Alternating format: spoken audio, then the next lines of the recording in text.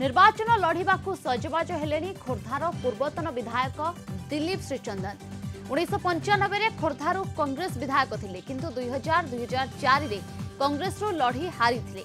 तेबे 2009 रे बीजेपी और 2014 रे कांग्रेस रो लढ़ी हारी थिले दिलीप श्रीचंदन।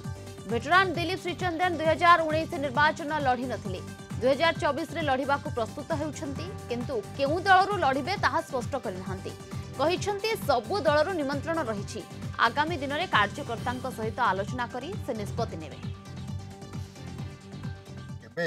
10,000 भोट रे मो हारिनी निर्वाचन मंडली किंतु गत वर्ष मो लड़ी पार नथिले मोर निमोनिया थिला बोली चलित वर्ष मो निर्वाचन निश्चय लड़ीबी। एवं प्रश्न उठुची जे किछि बंधु सामाजिक बंधु पचारुचंती को दल लड़ीबी।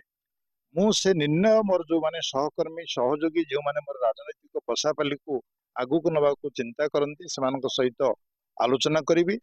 एवं द्वितीय प्रश्न उठुची जे एमएलए ना एमपी ठिया हेबी सेही राजनीतिक बंधु मान जो माने सहयोगी तांको आलोचना करी मु निर्णय नेबी। किंतु यह निश्चित चलित निर्वाचन मु लड़ी।